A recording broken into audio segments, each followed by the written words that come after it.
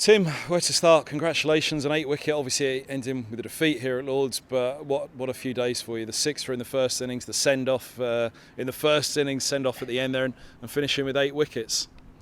Yeah, ultimately a shame that we couldn't hold on there and take the 5 points with us to help us in our bid to avoid relegation. But yeah, personally a really special week. Just want to thank everyone, especially at the club, for what they've done, yourself as well, all the nice messages, all the nice montages, everything that's been done this week. It's made it really special, and been lucky enough to have a lot of friends and family here, and just really enjoyed the last week. And ultimately it's a shame that we lost the game, but we go on to Trent Bridge next week and see what we can get from up there.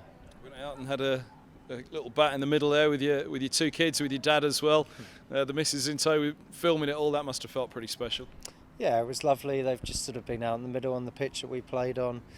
Hopefully they'll do that themselves one day properly. Probably bat better than their old man did. But yeah, as I said, really nice to have all members of the family at some point up here during the week, and yeah, really special times. Sad obviously to say that I played my last game at Lords, but I'm ready for one more next week if and when needed. Well, the butterflies in the tummy there. I mean, you've ended up with 8 at the end of the match, but going out one last time at Lords, how did that feel? Yeah, probably didn't need to go out with sort of 57 needed off 10 in a kind of one-day situation. That was fairly ironic that I was bowling at that stage, but yeah, we tried our best all the way through to the end.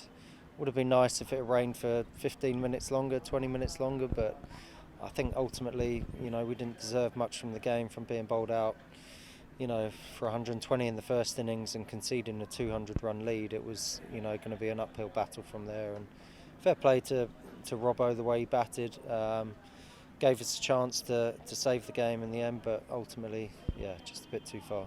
Has it hit home yet? That's it at Lords, or did it hit home? Was it arriving on the first morning, going out to bowl, going out to bat for the first innings of this innings? When does it hit you, or has it hit you yet? No, not really. Everyone keeps looking at me, expecting me to break down in tears, as you are right now. But I can't really afford myself to do that. It's, as I said, potentially one more game next week. There's so much at stake for us, and I think once the end of the season and that final ball's bowled in that final game, then it'll be the time to kind of reflect on what's been. But yeah, as I said before, special week. Pretty sad to say that I won't be walking out here on this ground again to play.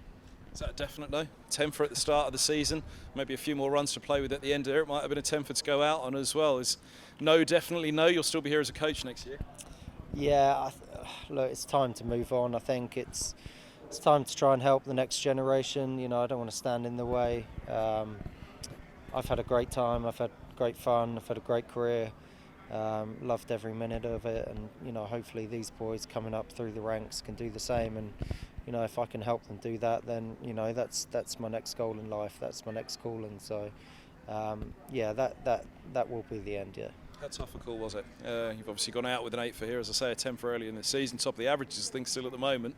Did it take a lot to make that decision?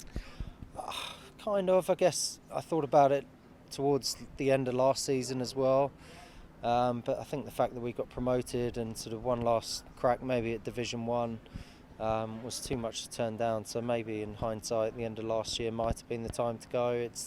It's nice that people are asking me that question and still feel that maybe I could do a job going forward, rather than you hanging on and shipping you out the team. But yeah, it's something that I've mulled over in my mind, and it's the right time. And I've had a go at the coaching this year as well, so I've had a taste of that already. So looking forward to getting stuck into that, full time come the winter. Went past Angus Fraser today. Yeah, I kind of knew that. No, it was nice. Obviously, massive mentor to me.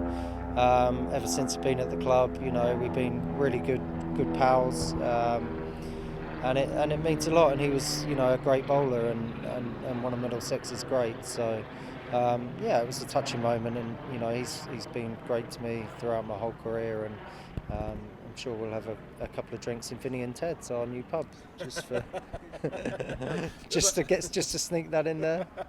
It's probably hard to weigh it all up now, but what a career for Middlesex. Arriving from Surrey, 2 promotions, a championship title, 2008 the T20. How do you feel at this point here? What do you look back on? What was the highlight? It's difficult, isn't it? It's difficult. Would love to have won more trophies. Ambitious. I came from Surrey, a place where I grew up, sort of used to winning trophies, growing up in that team of the early 2000s. Happy to have come here, won a trophy in my second year. The T20 was very special, and then obviously the 2016 championship, the way that kind of panned out, and it couldn't have gone any better in terms of the drama that we saw on that last day. So yeah, those 2 things, ultimately I would love to have won more of Middlesex, but let's try and help the next generation do that. When you left Surrey and arrived at Middlesex 2007, could you have thought that all these years later you'd be one of the leading wicket takers in Middlesex's history and right up there amongst the wicket takers as far as seam bowlers go?